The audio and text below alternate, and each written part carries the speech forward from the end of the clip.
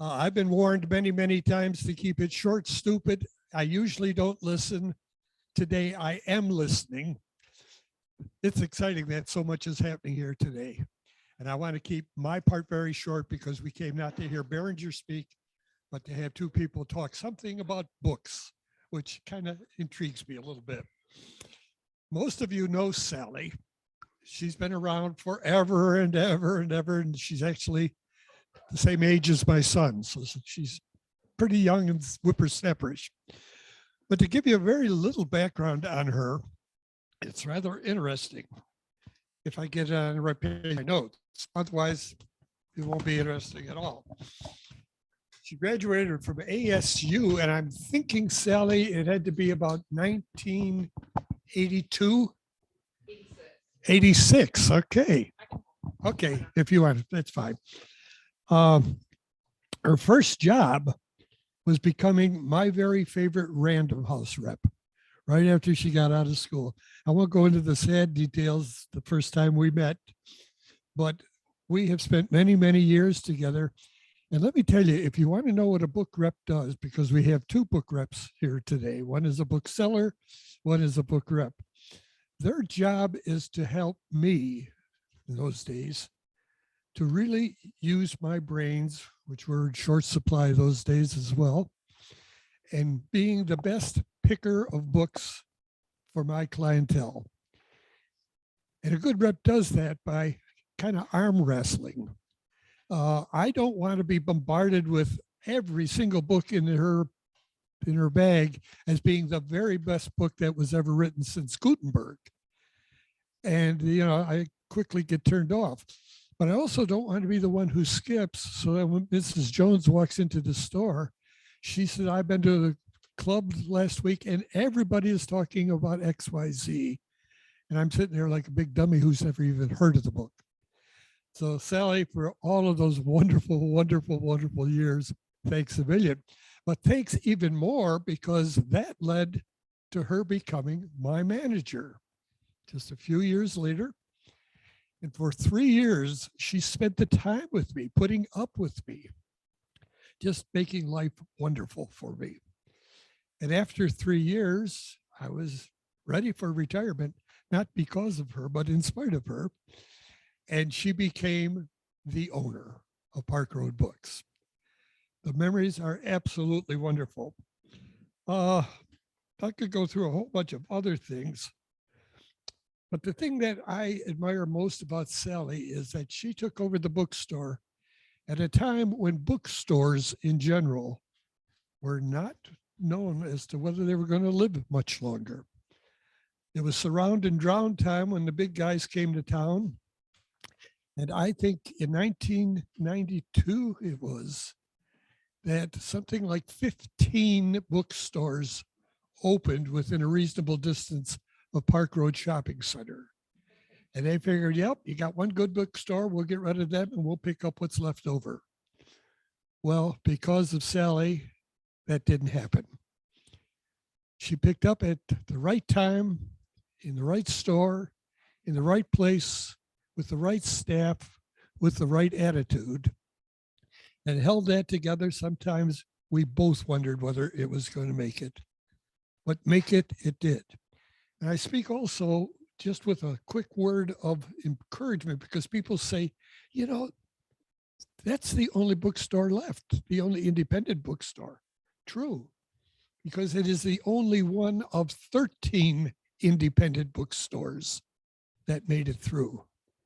And that's, Miss Sally, is very largely because of you. I really, really love it. It's been named time after time after time after time as the best bookstore in Charlotte. Sally didn't just work at the store. She was very much involved in SEBA, Southeastern Booksellers Association, the general trade group, and kept that very interested. But the thing that she really has done for this community, most people don't know, but she has been one of the real pluggers for buying local, talking to people about keeping your money in your own community and telling them what benefits there are when you go to that little bookstore that doesn't have case after case after case of antiquated computer books that nobody else wants anymore, but they've got it stocked up looking like they've got all of the books in the world. So for all of that, Sally, I just want to say a million thanks. But then Sally had the good sense to keep her horizons more open. And it was a horizon that took place at Jekyll Island. I think how many years ago? 20, 21? How many? Well, Jekyll Island, I don't remember exactly. Joe. Okay.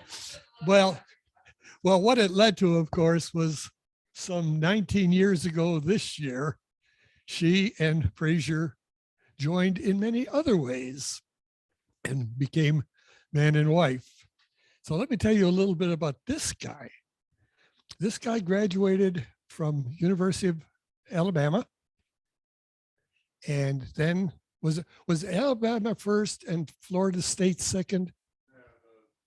The reverse. Florida State first, and when he couldn't stand him anymore in Florida, he migrated north just a little bit and got his Master of Fine Arts in literature, I guess, books. Then after school, he went out and became a buyer for Chapter 11 bookstore in Atlanta, one of the old grand bookstores of the South, and became noted for his affinity for being a foodie. And so if there's anything, be careful. If he's selling books to you and he's got a food cookbook, he will know it better than anybody ever does. Because not only has he become a devotee of food books, he also has become a devoted person to eating what those food books produce. So welcome, Fraser, too.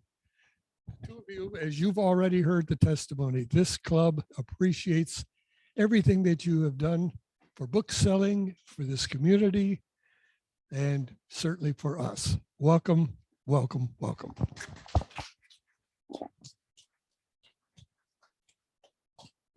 Thank you, John. Thank you so much. That was wonderful.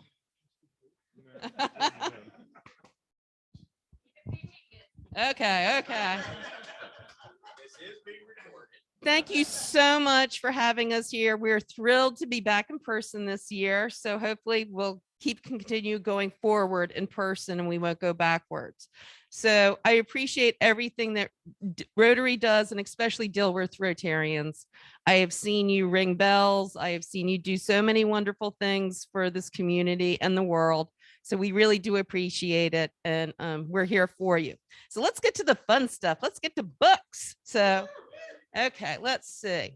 I'm going to start off with, this is called A Hell of a Book by Jason Mott. Jason Mott is a North Carolinian. He graduated from the University of Wilmington at North Carolina, along with Wiley Cash. They're good friends. And I am thrilled to announce that he has won the National Book Award for this book. And this is an amazing book. It is about an African-American author who goes on book tour, and the ups and downs that goes on with his book tour. This book tour is basically in the time period when there was a lot of police shootings going on, shooting of civilians and things like that. So the author is managing his book tour in the background of some instability. And this book is just amazing. It's funny. It'll infuriate you. It'll inspire you. It'll make you go back and say, what did I just read? Because not only is the author in here, but there's two other characters that'll steal your heart. Fraser? Okay. We'll get to the food part in a little bit.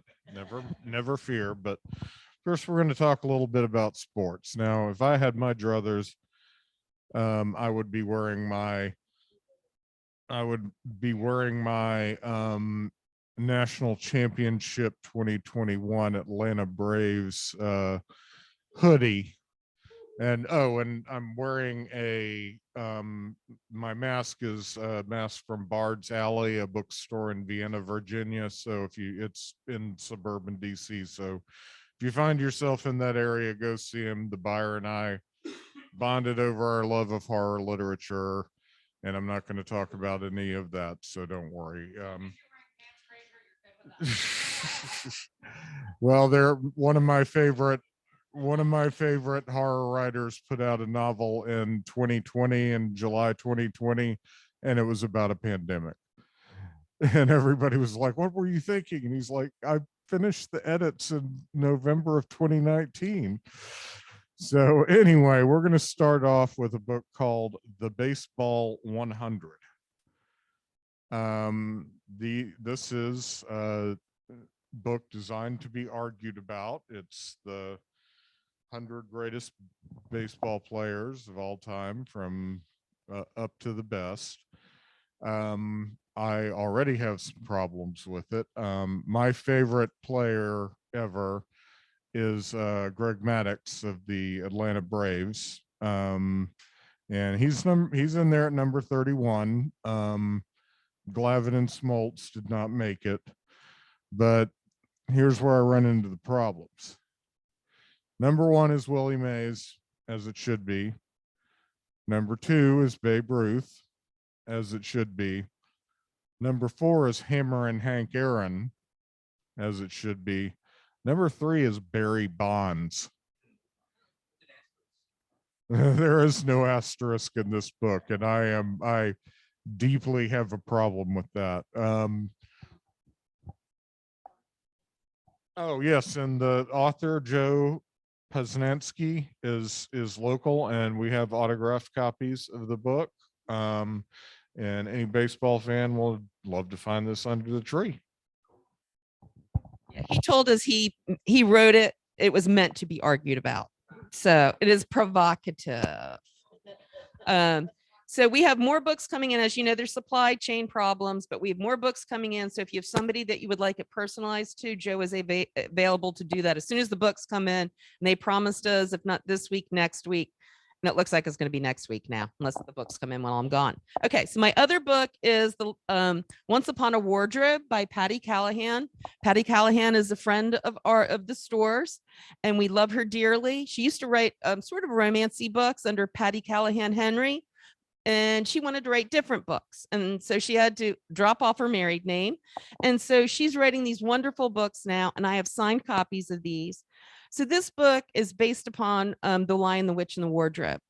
So the main character is Meg. She's won a scholarship to Oxford. Her younger brother has been sick and he's bedridden. He has read The Lion, the Witch, and the Wardrobe and fell in love with the book, as millions upon millions of us have. And so he begs his sister. He's like, please, please, please go over to Mr. Lewis's and find out his inspiration. Please find out all these questions. I have all these questions. And Meg's she's a science girl. She's into numbers. She's into physics, but she loves her little brother. So she goes over there. And Mr. Lewis welcomes her into his office, and he sits down, but he doesn't answer her directly. And so she finds at the end of the appointment that he really hasn't answered her questions. So she has to go back. So she realizes at the end that he has taught her the gift of loving storytelling, and that the matter of reaching out to somebody with stories is a universal theme, and it's there to help everybody out. So this is a wonderful, sweet book. It's appropriate for a 12-year-old or a 92-year-old. It is just a wonderful piece of fiction. Okay, sticking with the sports theme, Sally and I have a friend whose name is Ed Southern. He's a really good guy. We've known him for a long time. I've known him since I lived in Atlanta. And he lived here in Charlotte for a brief period, and we used to hang out and go get beers together. Now, some years ago, the University of Alabama acquired a coach named Nick Saban. And Ed was very dismissive of this. He called him Nick Satan, and said, he's going to dump you in 2 years, mark my words. And then what happened with Ed? Ed had undergone a messy, unpleasant divorce a couple of years earlier, and he met in Birmingham, Alabama, a beautiful young woman named Jamie, who was a diehard Tide fan, as was her entire family. So he changed his tune appropriately. So now he's a big Bama fan. And he's written a book called 5 Fight Songs, Love, a story of love and sports in a complicated South.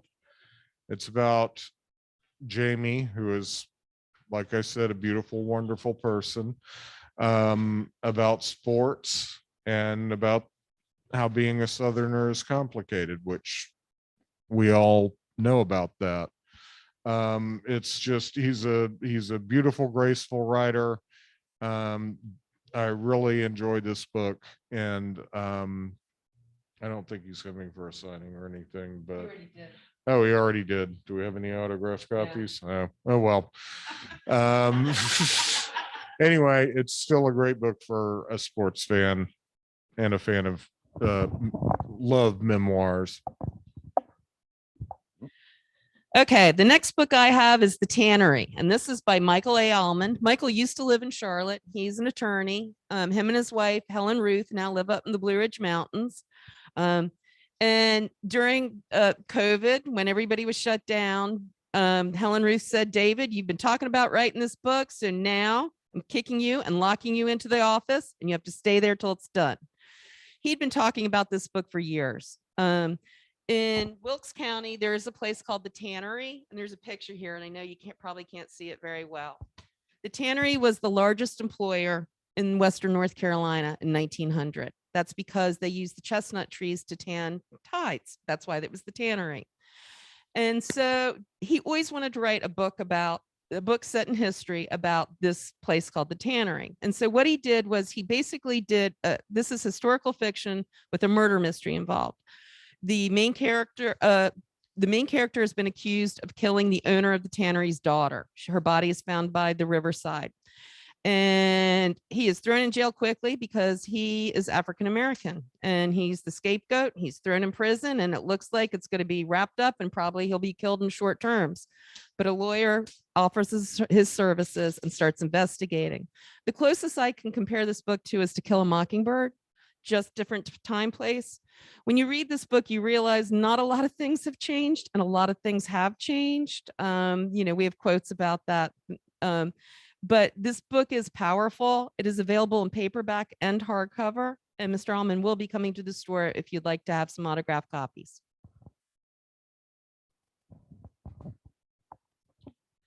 Okay. Well, we didn't do this last year, obviously, but a couple of years ago, I had for you a book called Brilliant Maps for Curious Minds, in which I had it's a collection of infographics, varied infographics, like how many metal fans per country there are.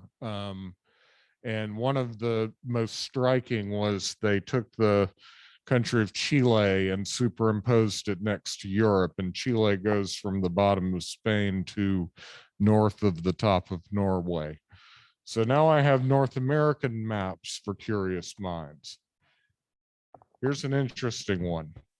Detroit is farther east than Atlanta. Portland, Maine is south of Portland, Oregon. Tijuana is north of Savannah.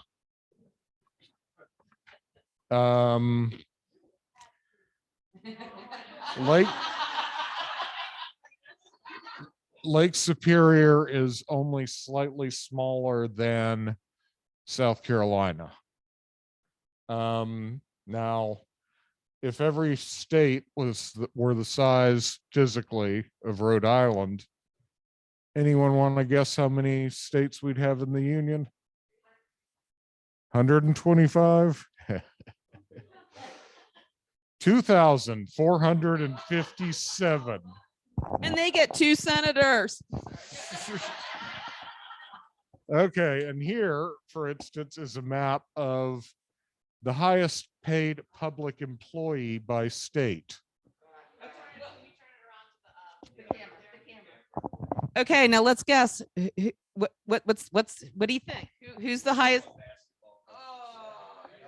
The blue here is college football head coach, and the orange is college head basketball coach. Let's see, that's Delaware, right? Their highest paid public employee is veterinarian thoroughbred racing commissioner.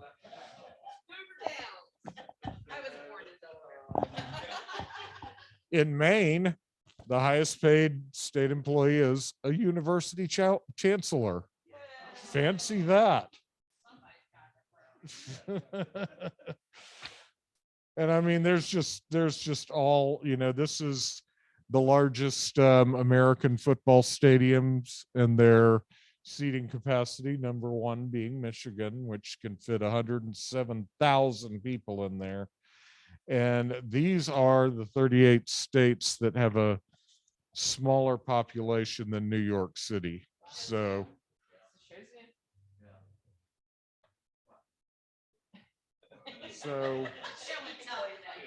you probably got a nerd on your list. This will be catnip to them.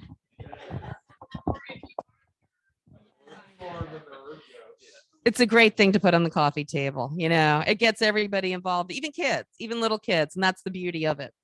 So always got to bring a history book. This is H.W. Brands. He is, I think he's the head professor at Austin, University of Austin. He is wonderful. Woohoo! He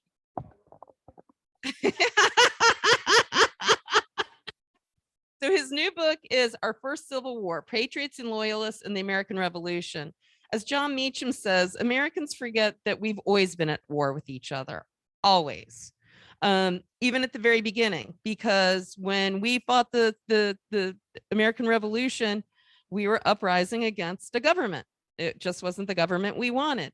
And so he writes to remind you of this, and he writes to remind you how deep the divide was. Benjamin Franklin, as we know, definitely wanted to start a new government. His son did not. His son was governor too. I guess maybe that's why. But he writes a lively, engaging narrative nonfiction. And this is why I love Dr. Brands. He is just amazing. And it's great to be back in a time period to remind ourselves that we're going to constantly fight about things. Now it's how we work things out, that hopefully we do not need to resort to violence to work things out. So great book, great for any history fan.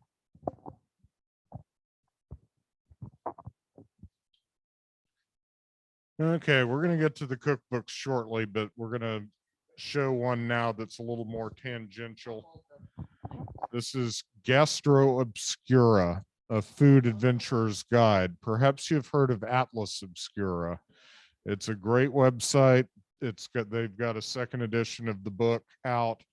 This one, yes, as you can see, it's got great photographs in it. But I'll just tell you a little story from it. I'm sure you all are familiar with the Masters golf tournament in Augusta, Georgia. In the 50s, this guy started selling pimento cheese sandwiches at the Masters tournament for $1.50. Everybody loved it. They couldn't get enough of them. And so in 1998, the Masters went to him and said, "We're sorry, we're going to get a local restaurant to start providing the sandwiches." And he said, "Okay, fine," and left. And the restaurant went to him and said, "You think you could share that recipe with us?" And I am sure that you can imagine what he said. I am not going to use such language in a public setting, but anyway, so said restaurant got the sandwiches in 1998, and they tried over and over to replicate the guy's recipe, and they couldn't do it. And the Masters people kept saying, "Nope, nope, not the right kind. So turned out a master's employee had a pound of the pimento cheese in her freezer, and they were able to reverse engineer it, and then it came out right.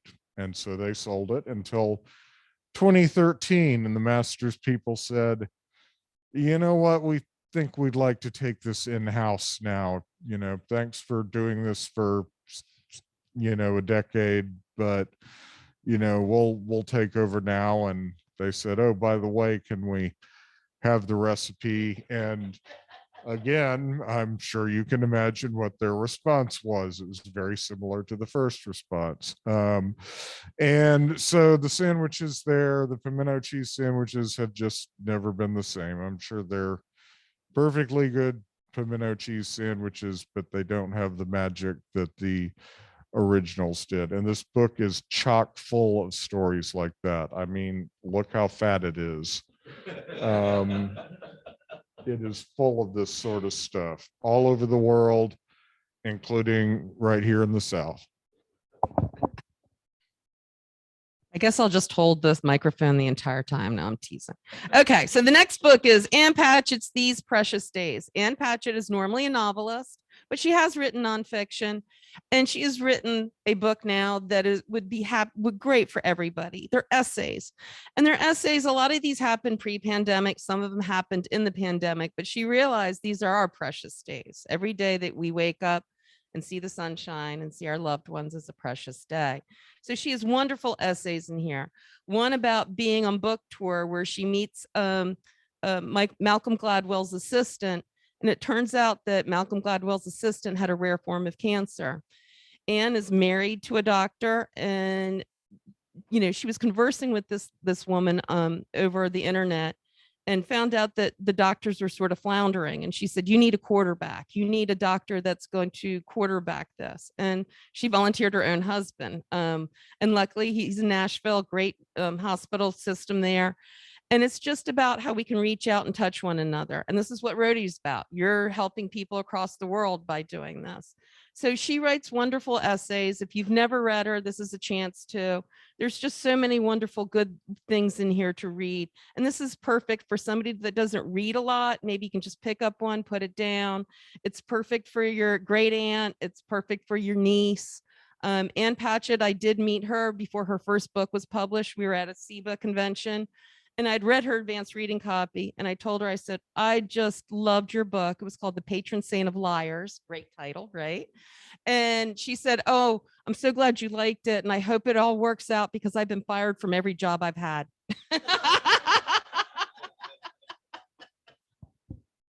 I'll hold it again. I should also add about Ann Patchett, and Ann co-owns with a former sales rep who's been a friend of mine for decades, named Karen Hayes. They together own a bookstore in Nashville called Parnassus, which is a great bookstore. And I've been there many times and I've never met Ann, but she apparently has become BFFs with Sandra Boynton, the kids author from Workman. Yep. Yeah. So anyway, before we get to the food books, I've got this book. This is a collection of New York Times book reviews. And since I was a kid and my mom got it on Sunday, I've enjoyed the New York Times book review. It is it's comprehensive. It goes way back. It's from For Whom the Bell Tolls to A Visit from the Goon Squad. And for book nerds, this is the thing to have. It is the oldest book review in America, 125 years. And there's little nuggets in there like Gloria Vanderbilt reviewed Harriet the Spy. I love that. So a lot of times you get people reviewing books that you didn't know. There's also facsimiles of the papers they came out in. It's a lot of fun. So my next book is On Animals, Susan Orleans. And this is another one. Sometimes my attention span isn't what it should be. And I love to read. I read a lot, but sometimes I don't need a novel. I just need a little something. And this is a great little something. And this is a perfect book for anybody. And this is essays on animals, little short stories. And this goes over her lifetime. And so Susan, like at one point in her life, decided to raise chickens. She's got a great little piece on there. Turkeys are one of her favorites. She said the turkeys would come to her window, all of them, and sit there and stare at her until she talked to them. And she said, once you said gobble, gobble, then they won't shut up, which I did not know that about them. She said they're lovely animals. There's a story in here about a whale in Iceland that doesn't want to be set free. He does not want to go back into the water. A great story about a woman who kept 23 tigers in her backyard. None of her neighbors knew about it until one of them escaped. And then, of course, everybody knows about it, right? So it's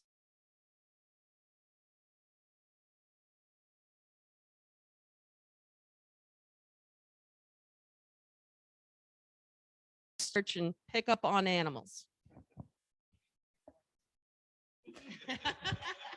Or you can just watch videos on Dodo like Sally and her brother do every morning.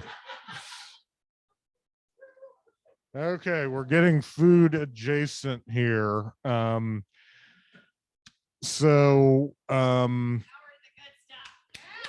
Yes, so what's the thing missing from this meeting? Oh yeah, booze. And so I have for you the Oxford Companion to Spirits and Cocktails, which if you've ever had an Oxford Companion to book, you know, covers pretty much everything. I saw this stand-up comedian a long time ago, and he said, the good thing about the Old West was you had two choices. You had whiskey, you had beer. You never saw John Wayne go into a bar and say, can you make a pink squirrel? But if you want to make a pink squirrel, you'll find it here. You'll find a Harvey Wallbanger. You'll find all those archaic drinks that nobody has anymore, even a Tom Collins, which, yeah, Sally has recently discovered the joys of Tom Collins, which, yes, that is, yes, that's what, ... Yeah, that's a very nice place. You have to be a member. And we took cookbook authors Matt and Ted Lee there when they came to the store. We took them there for dinner before the signing, and they said, well, you know, you can bring guests in, that's fine, but the gentlemen are going to have to take off their baseball caps, because they were on the bald side, so they were both wearing baseball caps. So anyway, this is a great book for the booze hound in your life. And I love the book too, because it has all these instruments that bartenders use to making cocktails, and all the different glasses. And that's part of the fun for me in having a cocktail, is the presentation, the glass. It's fun. Oh yeah, and well, that's a whole nother story. We could tell stories for forever. So anyhow, this is The Renegades, Born in the USA. This is a book based on a podcast that Barack Obama and Bruce Springsteen did together. And, you know, you're thinking Barack Obama and Bruce Springsteen, and actually it's a very, very interesting conversation that they had. And this is what it is. It's a conversation. And so what they did was they got this book here. Fraser, will you hold this for a minute? And so what they did was they did more than the conversation. So you see handwritten notes by both of them, old photographs, current photographs, and you learn really interesting things. Like Bruce Springsteen didn't learn how to drive until he was 24 years old. Can you imagine that? 24. I have to admit, I was driving when I was 13, not legally, but I was driving. And there's a good reason for that. My older sister was the world's worst driver and still is. So if you go to Charleston, be careful. You should walk, not drive. But this is just a fun book. We've had people that didn't care for Barack Obama that love Bruce Springsteen, love this book, and vice versa. And each of us, it's just a little slice of life from them, and just wonderful. There was a signed copy of this, but it was $500 the publisher wanted. And I was like, no, we're not going to get those for this store. I don't think so.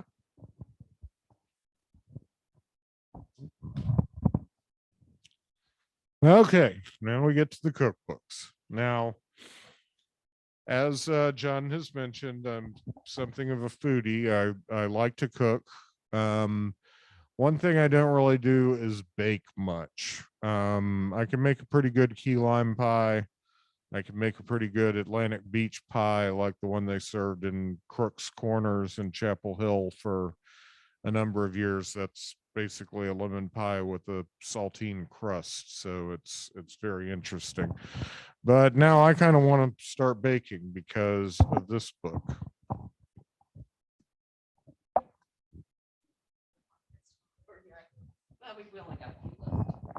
This is Cheryl Day's Treasury of Southern Cooking. Cheryl Day and her husband Griff own a bakery in Savannah, Georgia called Back in the Day. They did a cookbook together called the Back in the Day Cookbook. And this sounds paradoxical, but they're the cutest, ugly people you'll ever see. But Cheryl is a brilliant baker. And hearing this book presented at sales conference and looking through the table of contents made me want to start baking, made me want to learn how to make a proper pie crust and stuff like that. And this is, if it's a Southern baking recipe that you need, you'll find it in this book. And she's just a really good cookbook author, and we're very fond of her. And in her previous life, she was a solid gold dancer, if you remember that far back. Okay, so Ron Smith has done this wonderful book called The Tar Heels, A History of UNC Basketball. Volume 1, 1891 to 1961. And man, those shorts were so short. I mean, man, I know not everybody went to the basketball game, but this is comprehensive. So it's wonderful. This one lady came up to me and she's like, can I look at that? And I said, of course you can. She goes to the index, she looks it up, she shakes her head. And I'm like, what's wrong? What's wrong? She said, well, my ex-husband used to play for UNC Chapel Hill. And she's like, and he has like 20 citations. So I'm going to have to get this for each of my children. And I said, well, why are you shaking your head? And she's like, I divorced that a long time ago, but he's still the father of your children. She's like, he never got over being captain of the team. So this is it has stories in it, all the coaches, the players. Here is, and I'll show it to there. This is Earl Ruth from Charlotte in the 30s. So just really cool things. So volume 2 and volume 3 will be coming out. It is Chapel Hill did give it their blessing on this book. So it is heavy though. Do not read it in bed.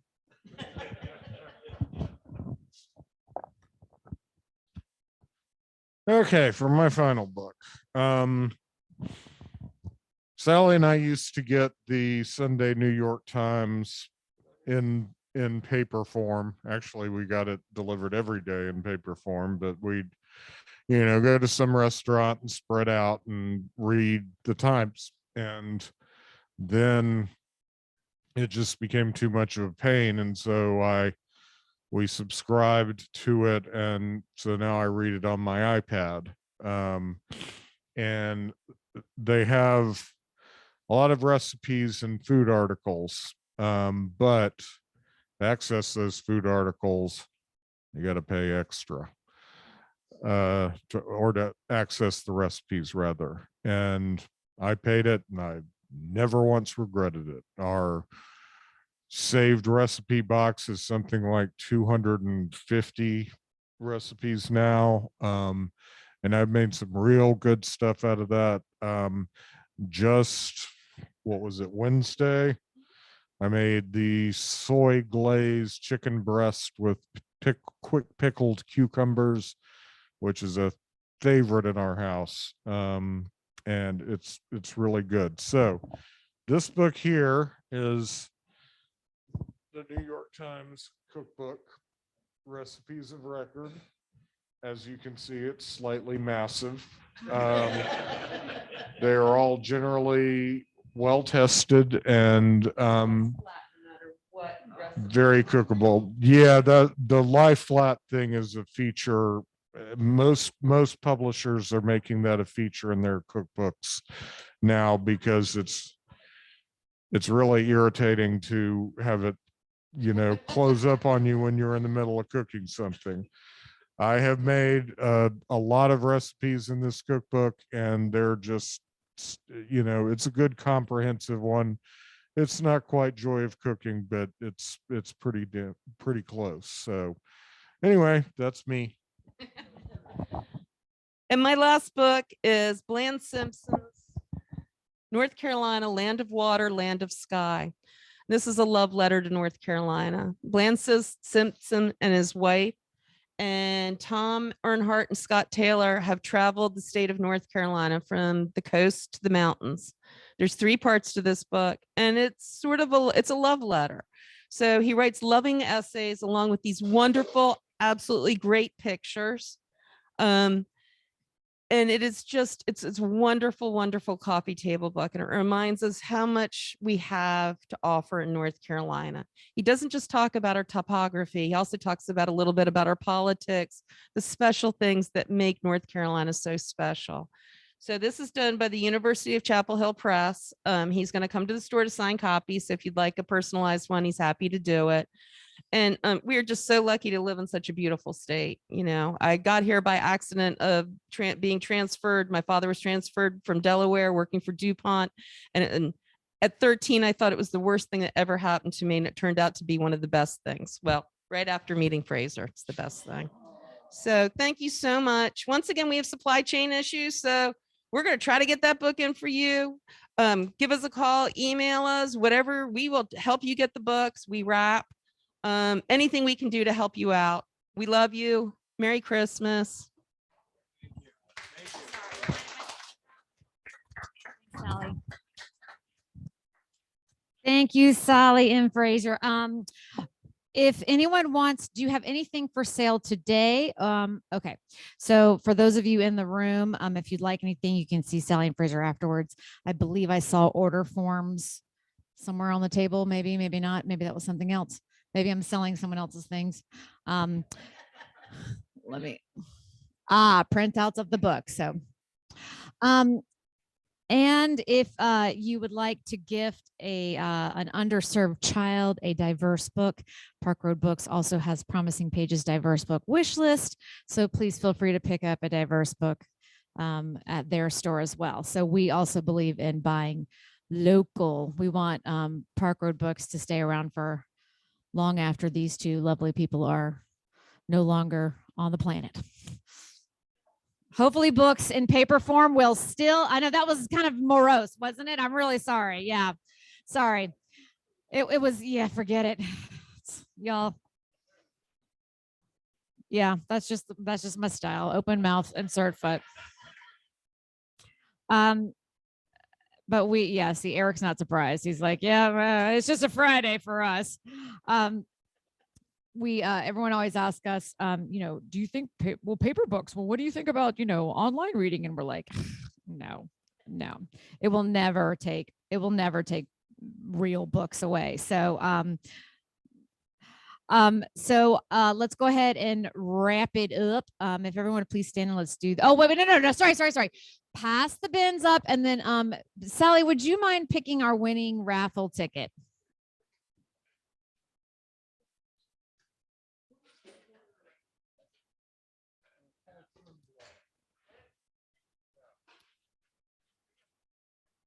And thanks for those of you guys who are online still with us. 094, who's the big wiener?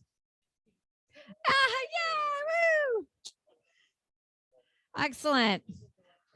All right. Now, if you could please stand and let's do our 5-way test.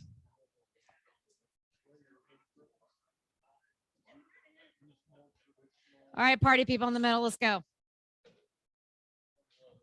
Of all the things we think, say, or do, first, is it the truth? Second, is it fair to all concerned? Third, will it build goodwill and better friendships? Fourth, will it be beneficial to all concerned? And fifth, will it be fun? All right. As the bell falls apart, ridiculous. Rebecca, thanks for joining us. Jean, thanks for joining us. We hope you guys enjoyed the presentation. Have a great, beautiful weekend, and we'll see you next week. You're welcome. Thank you for the meeting. There. I'm leaving the meeting now. I quit.